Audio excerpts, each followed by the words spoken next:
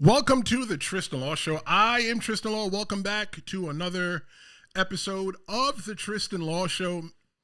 It's been very anxious the past 3 hours waiting to sit here and talk with you guys. You know, people always say, why are you so anxious? Well, because live is live. You can't hide, behind your mistakes when you are live. Because once it happens, it happens.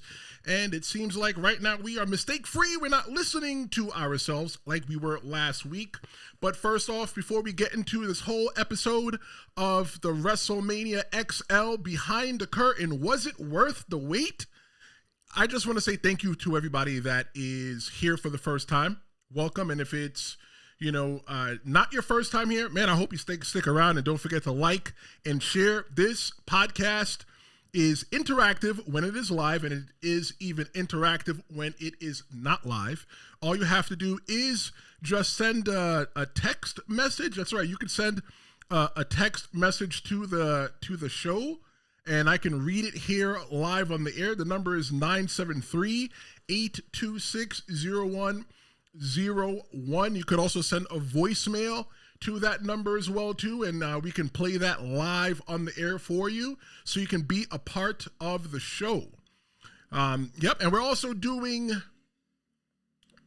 the podcast audio only version wherever you find a podcast. Those get released later on in the week, so if you want to listen to my handsome voice while you're driving or while you're washing dishes, this is the way to do it. Today, all the images that you see will be, except for me, will be from WWE's WrestleMania XL Behind the Curtain documentary, which was released Sunday? Only a couple days ago. Last Wednesday. It was released last Wednesday. But today we're going to provide you with my commentary and my thoughts on the WWE Behind the Curtain documentary that chronicled the behind the scenes aspect of them working up to probably, if you ask me, one of the best WrestleManias of all time. That's them working up to the main event, which involved The Rock. I think I did the eyebrow right. Seth Rollins, Cody Rhodes, and Roman Reigns, the Tribal Chief. Some of the key persons that you will see that you will see in that documentary is Seth Rollins. Seth Rollins is that guy right there that you can see with his little glasses on. That's right. Seth Rollins played a huge part in this. You don't really see him towards the end of the podcast, of the YouTube video, but he is there as well. You also get to see Cody. Cody Rhodes is the main protagonist of the entire story. He is the son of the American Dream, Dusty Rhodes, who unfortunately passed away a couple years ago. And one of the things that Cody said that he would do is that he would win the championship for his father. Yes, we all know what pro wrestling is. Pro wrestling is a work. It's a form of entertainment. But you know what? Let us just be entertained by what we have going on. Also in it as well too, you could also see in that documentary that's produced by WWE, you get to see a lot of behind the scenes things, and you get to see Cody checking out his bruises after The Rock beat his behind one day on Monday Night Raw. One of the things as a pro wrestler that I personally do is like, okay, cool. If we got bruised up, we want to come back behind the curtain and we want to say, hey, how did it look? How did it look? Because we're really concerned with that. We want to make sure that the story is being told properly. If we're going to go through all this, it might as well had been for something. You're also going to be able to see The Rock. He's not the people's champion. He transitions over to the final boss. And we're going to talk about that for a little bit to see, the changes of The Rock character and my thoughts of The Rock overall when it comes to the whole entire documentary. We're going to see, of course, the Tribal Chief, Roman Reigns. Roman Reigns is one of the longest reigning WWE champions, Universal Champion, Heavyweight Champion, whatever, in the modern era. He's going back to times of Bruno Sammartino to where they held the belt. Man, I thought Roman Reigns was going to retire with the belt, but we didn't get that. And also, the final person that I think is very key inside this this documentary is none other than the game himself, Triple H, one of the people that I look up to in the pro wrestling business, one of the people that I think I manufactured myself after in the ring. We're definitely want to look into his play, his role into the main event for WrestleMania. But my initial thoughts when it first came out were finally. Not finally that The Rock has come back, but finally. Because this was supposed to come out 3 days after WrestleMania. 3 days after WrestleMania, and it was supposed to premiere on YouTube.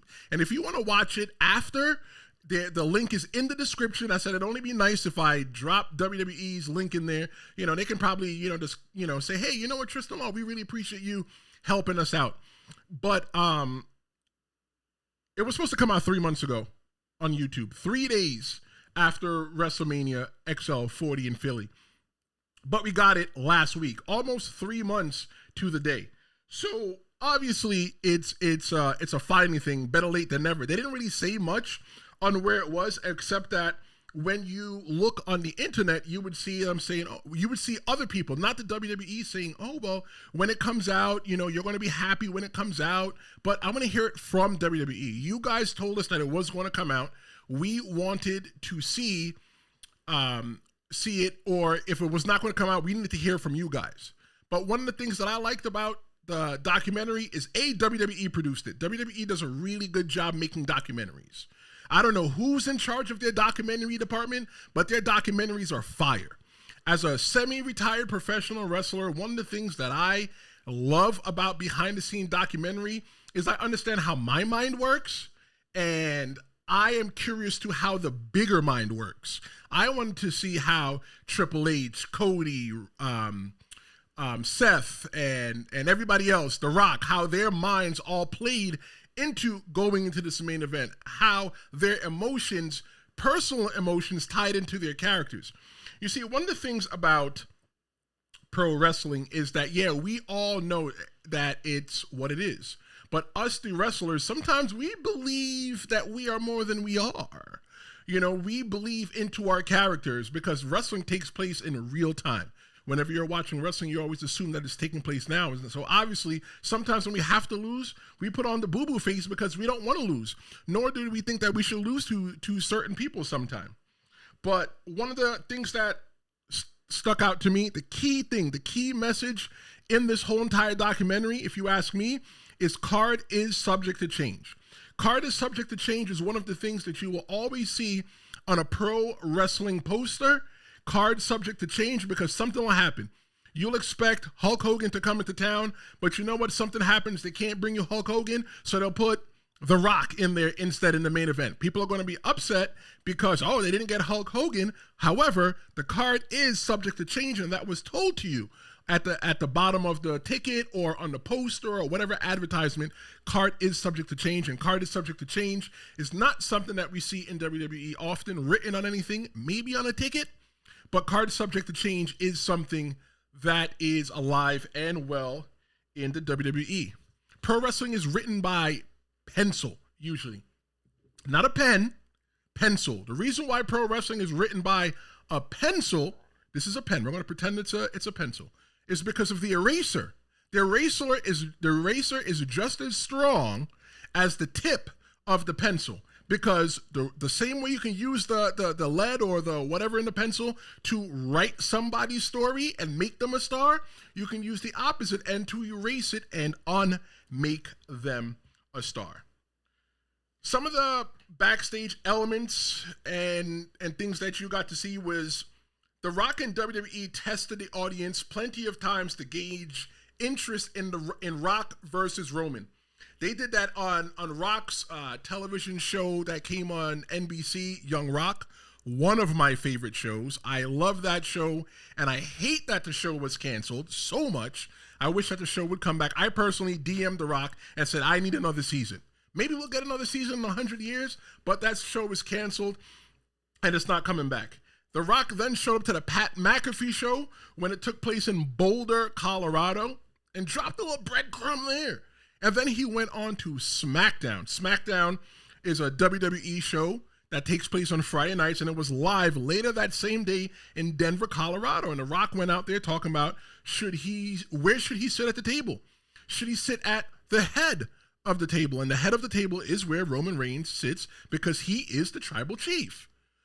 Right now, maybe not so much because Solo Sikoa is the head of the table and he calls himself the tribal chief. I don't really acknowledge him, but you got to watch WWE programming to get that. The reason why I think that The Rock and the WWE, more so The Rock than anybody else, had to test the audience was because as a pro wrestler, you always wonder, do they still care? I am semi-retired right now, and I intend to get back into the ring one more time because I would like for my little boy to see me get into the ring and do some wrestling, right? Instead of looking at all the photos and looking at the videos on YouTube and looking at all the pictures. I want him to see it for himself, you know? So, but I wonder, will the people still care? Will I go out there and will I be a caricature of myself? Those are some of the anxieties of a wrestler. 973-826-0101. That is the number. Go ahead and let me know why you think that the WWE and The Rock tested the waters so much. If you're not watching it live, that's okay. I do respond to every single comment, so feel free to drop a comment in the bottom here in the YouTube little box and let me know what you think. But anxieties of a pro wrestler is very strong. We're anxious about everything. We're anxious before we go through the curtain. Oh my God. You put on your under tights, you put on your tights, you put your knee pads on, you put your boots on, you got your hair ready, your beard is ready, you already got your match down, you know what you're going to do, you know what you're going to say. 2 seconds before you got to go through the curtain, you got to pee. You got to pee. Happened to me every single time. And, you know, you go to the bathroom and only a drop comes out. But all of that for what? For nothing. And The Rock probably had a little bit of anxieties as well, too. One of the things that you'll see in the documentary is definitely the behind the scenes. I personally love the behind the scenes.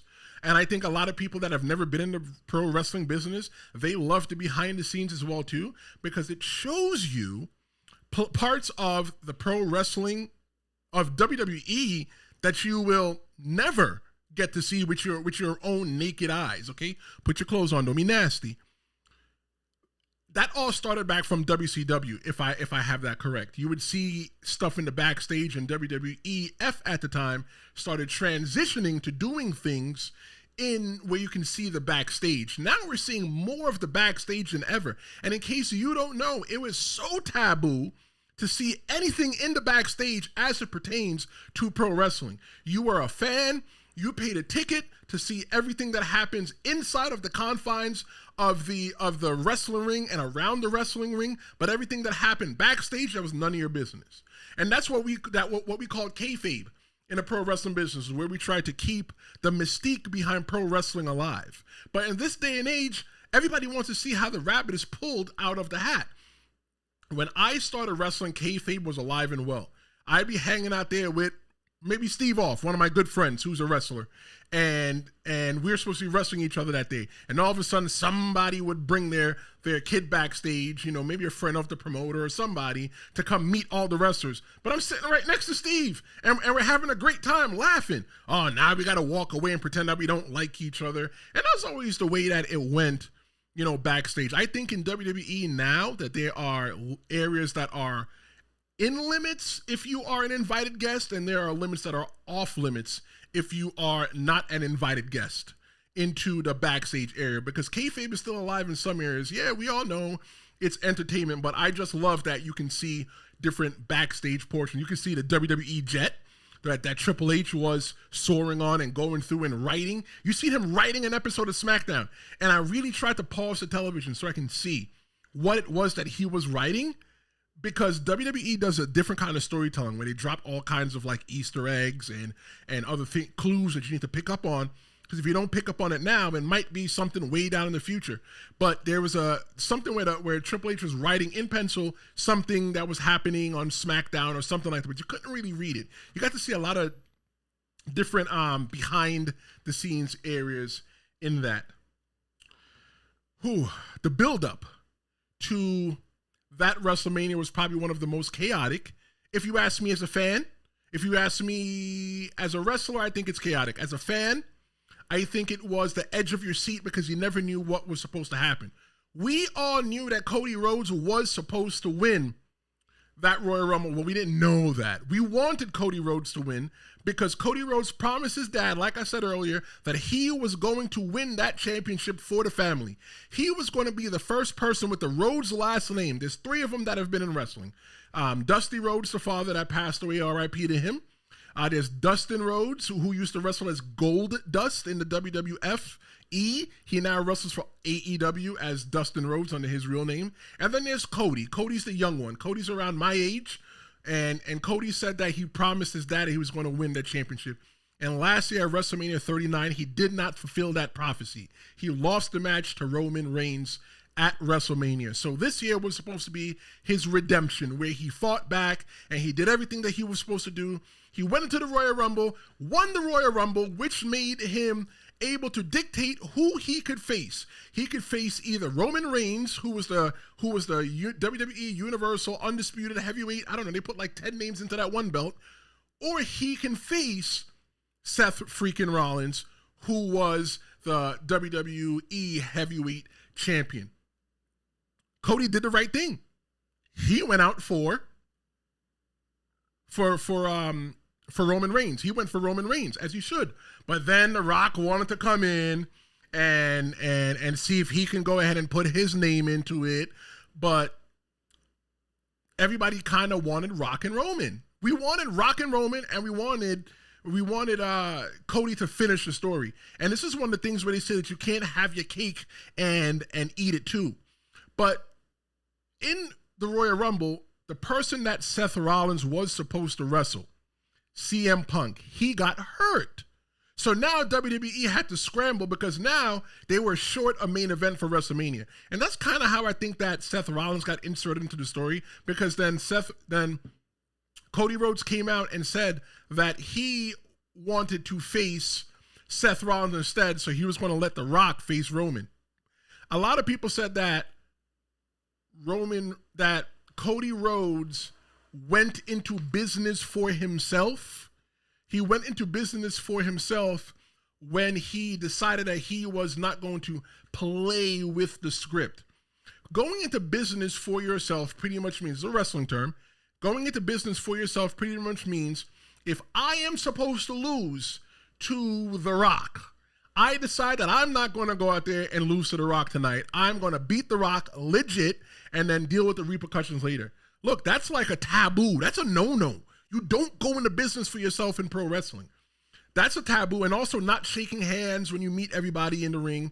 I mean, when you meet everybody backstage, when you come in, it's part of the etiquette. You shake everybody's hand and say hello.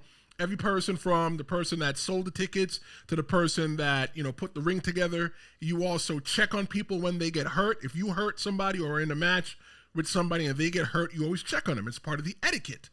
One of the etiquette is not going into business for yourself. You can't. That's not something that you do. So I don't think Cody Rhodes went into business for himself.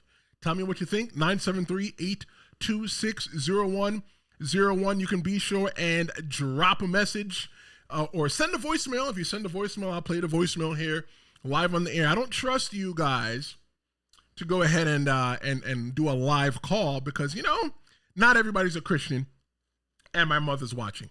But I felt through the whole entire time now with that main event, since that CM Punk got hurt, the WWE did a lot of A/B testing, and A/B testing is a form of advertising where you take, you're trying to sell this pen right here you're trying to sell. So what you do is you create one ad to sell the pen, and running with that same ad, you create another ad that is similar but different to that first ad and see which one performs the best. I think the problem was that the fans wanting Cody to finish the story was the one that won, obviously, because you hear The Rock said it. in the documentary, but they definitely did a lot of A/B testing. They could have just went with whatever they wanted to go with, and whatever is final is final, and that's not what they did. Pro wrestling again is weird. It's really weird. You can't watch Game of Thrones or Law and Order SVU and say, I don't like what you did with this character. I want you to do something different with this character. But you can't do that, right? In pro wrestling takes place now. It's always assumed to take place now. It's always in the now, but it's not yesterday. It's not tomorrow, unless otherwise specified. So when people voice their opinions, they're also voicing their opinions in real time. It's like, again, it's not like Law and Order SVU or any of those traditional television shows to where it was recorded or edited and filmed 6 months prior. You're watching WrestleMania, you're watching it right damn now. So when you get to voice your opinion, the people that can hear your opinion are listening live. They listen on social media. They listen on, I guess they even test people as well too, because I've taken a few WWE surveys to where they've called me, well, not called me, but they've reached out to me in email and asked me questions. What do I think about this? Am I excited for this? Am I excited for that? And I answer the questions. And I usually do polls as well too for myself, just to see what everybody else thinks of what the product is. I usually do that on Threads. Threads is Instagram's version of Twitter, and you can follow me there, The Real Big Tris, TheRealBigTris. That's The Real Big Tris. You can follow me there. The Rock being the level of superstar that he was, or is, The Rock could have came in there himself and said, nope, the main event this year is going to be Rock and Roman for the belt. Whatever you want to do with Cody, do it with Cody. But you see in the documentary that The Rock is a true entertainer. You see that The Rock understands that the pro wrestling business is bigger than him. Although The Rock is one of the biggest personalities, entertainment-wise, on the planet, maybe the galaxy, maybe there's somebody on Mars watching, the Tooth Fairy with The Rock and thinking that's an amazing movie. But The Rock is hands down one of the biggest entertainment icons right now. And he could have came in and dictated that main event. The reason why? Because everybody that is a wrestling fan already is already watching WrestleMania. Having somebody like The Rock is going to get people that don't watch wrestling. The people that grew up with The Rock and fell out of love with wrestling and say, you know what? Let me go pay the $4.99 to this Peacock if they don't already have it and watch it. Right? That was The Rock's purpose there at WrestleMania. But I think The Rock depicted himself as a gentleman and a true professional behind the scenes. Because there's not many people that probably would have said, hey, you know what? This whole We Want Cody thing is bigger than me. They would have just said, let's just do the main event. The Rock pivoted his character. He changed who he was. He went from being the people's champion to becoming the final boss. The Rock changed his music and everything. When The Rock's old music used to hit, it used to have a certain reaction. The reaction I would have is people cheering. Fun fact, when I wrestled, there was times I didn't play music. Let me tell you why I didn't play music. Music requires reaction. It's some kind of emotional response. Think about it. There's songs that you can think about right now, and you can say, man, I remember how that song made me feel. I don't want for when my song to play that you go, oh, Tristen Law's coming out, or yeah, I love that song. They might not like me, but they might like the song.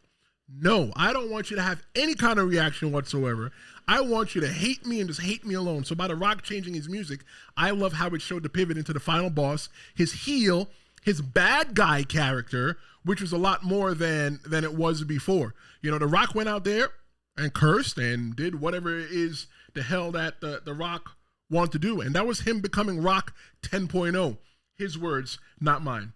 You never knew what The Rock was going to do. And around that same time, too, The Rock joined the board of directors of TKO, the company that owns the WWE and also owns UFC. That's right. They own a lot of different fighting things between wrestling. They own pro wrestling. They own mixed martial arts and UFC. And they own that slap fighting thing. And watch it on YouTube if you want to see somebody get the life slapped out of them. But let's talk about the reactions to We Want Cody. We Want Cody was strong. And if you ask me, We Want Cody was started on Busted Open Radio on Sirius XM.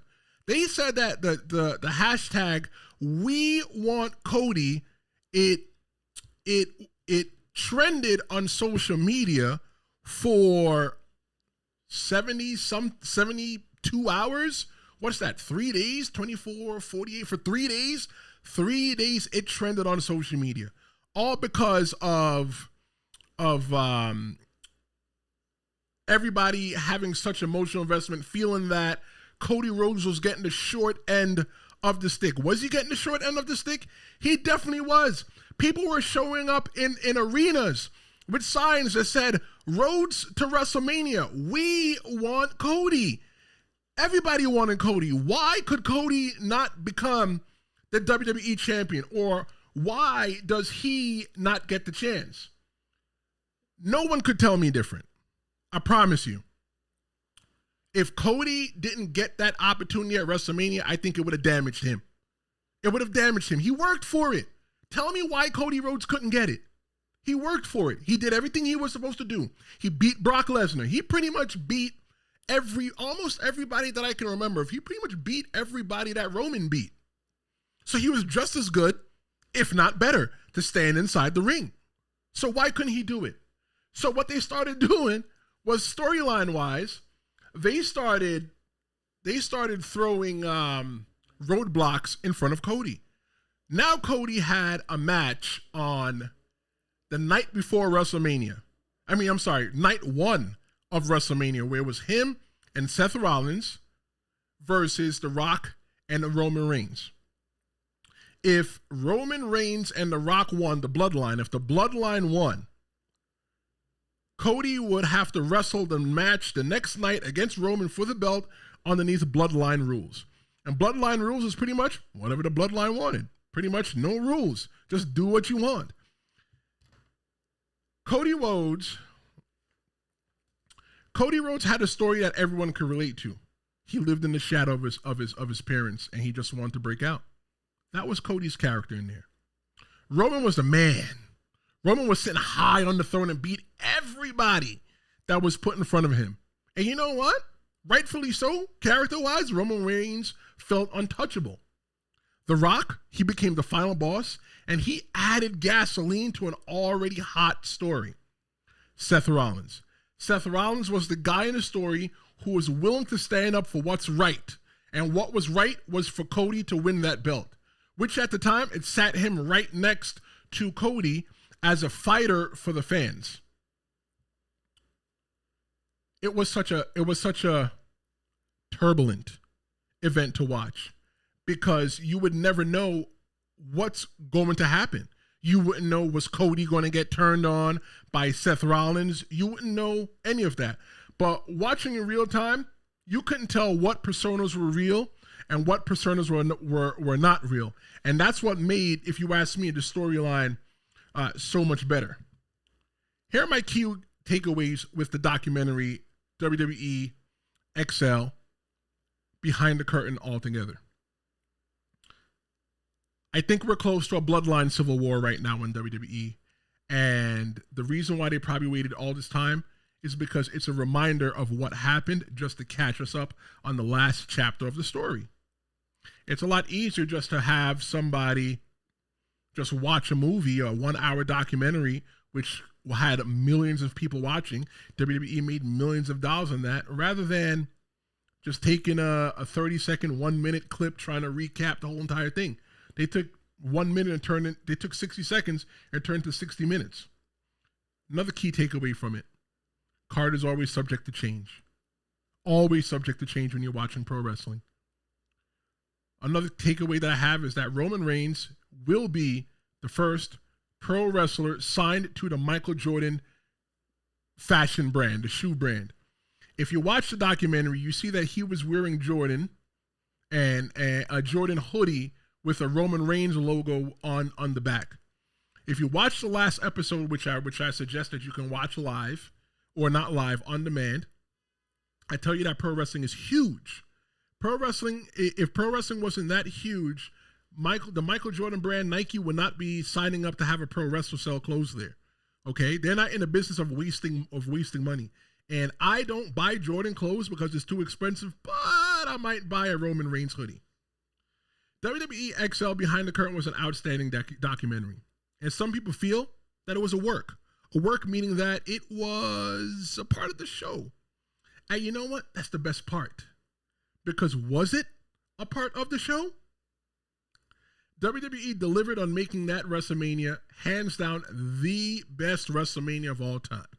I think one of the best WrestleManias that I've probably watched was WrestleMania 17 in Toronto. I think it was 17 in Toronto. That's probably one of the best WrestleManias I've ever watched with my own eyes, where I was not in person.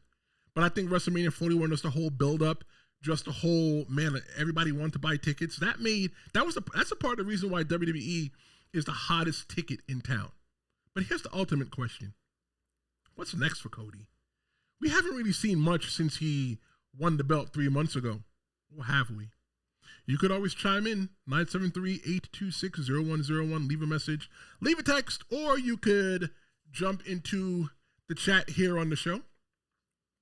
But ultimately, was it really worth the 3-month wait? I don't know. I want you to watch it for yourself. Watch this documentary yourself on YouTube. There's a link in the description that you can watch the